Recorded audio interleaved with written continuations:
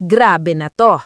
Isang araw, isang game, isang maling galaw, tapos na ang lahat.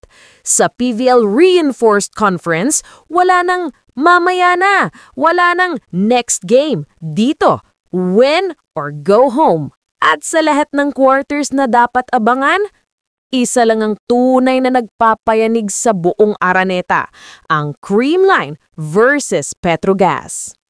At kung handa na kayo sa digmaan sa Taraflex, handa na rin ang puso nyo dahil hindi lang ito basta laro, ito ay giyera ng mga alamat.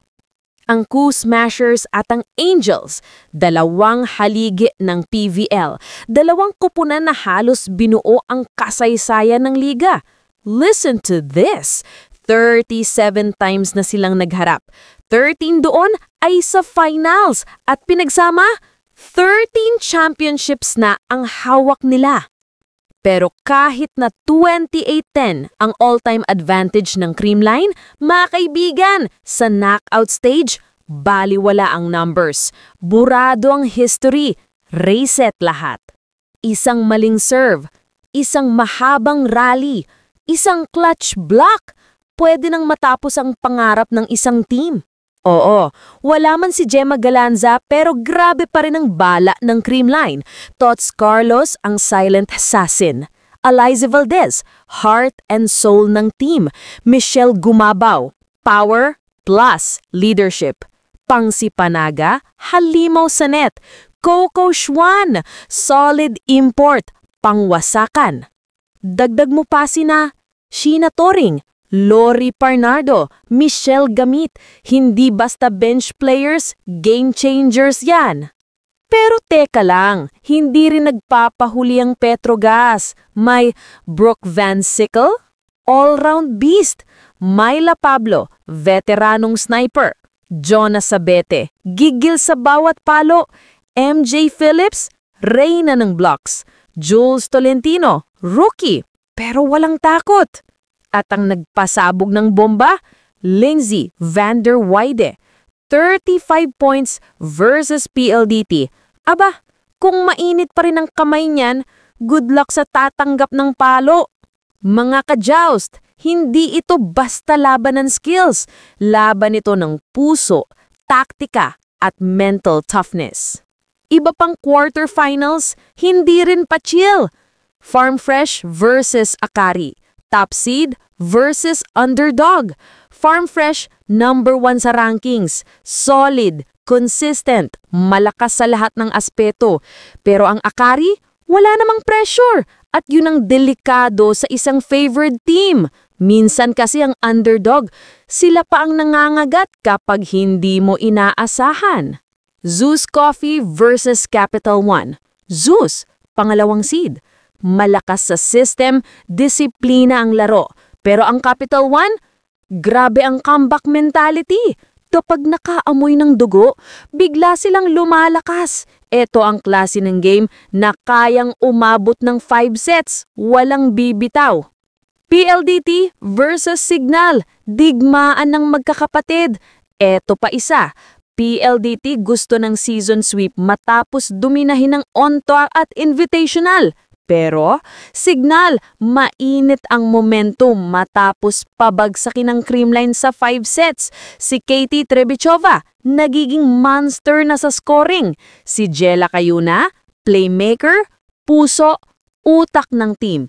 Si Navani Gandler, Erica Santos, Ishi Lalungisip, Aquino at Acuña.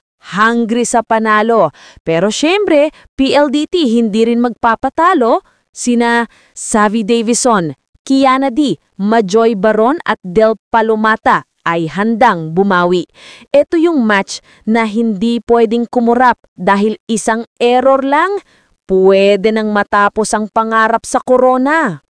Kaya mga ka-joust, sa araw na ito, walang sigurado, walang ligtas, walang easy win.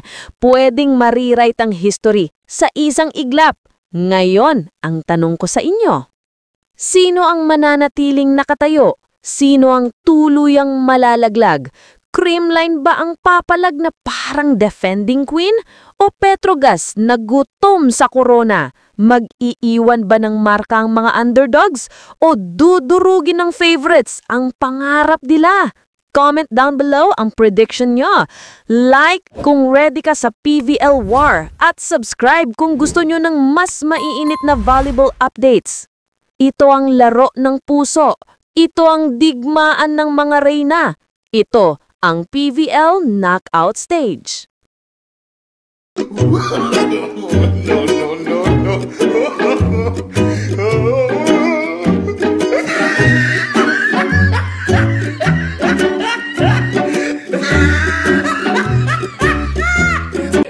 Wednesday, kamusta ang chismos? Wait lang, hindi pa tapos.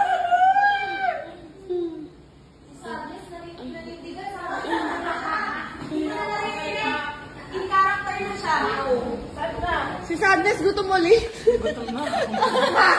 Pop! Ang power pop! O, pop! O. Ganyan na ba itsura ng mga monkeys mo? No need to edit. Marites na tindera. Wait, there's more. Wednesday! Doors! Kaya mo yan. My tomboy from Cavite. Hindi nga, galing mong ano dyan, ganun-ganun ha. Ba't gano'n na pala muna ha? Pwede. Ayaw niya ni Pops. Ready? 3, 2, 1. Tao. Yan! Yan! Bagay. Hindi. Lugar. Pangyayari. Hindi. Pagkain.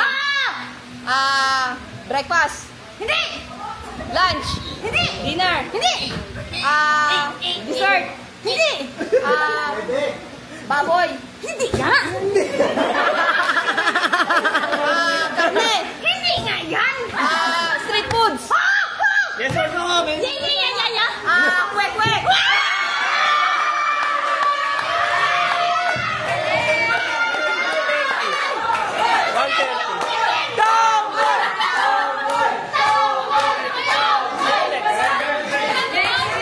Yan ang mga matatanders. Ayan. Yan. Tapos yun ang pinakamatanders. Ay, excuse me.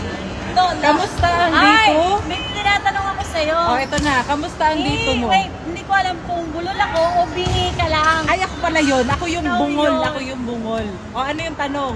Wala na, napagod na ako kakatanong.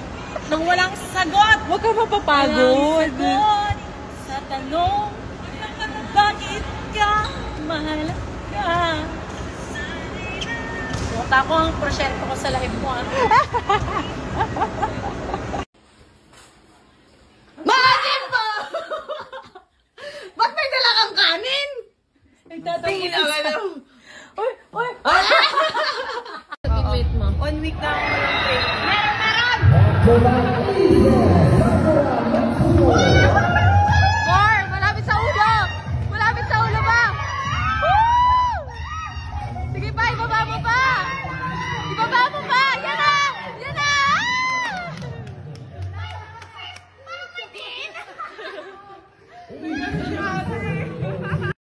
Okay lang po kayo? Yes po. Walk, ma'am, sir. Kailangan po namin ng towel sa room 5. Sige po. Thank you po. You're welcome po, ma'am.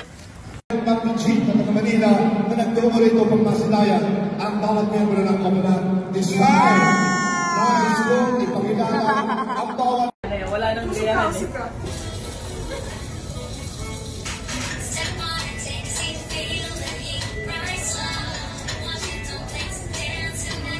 Oh, wala na.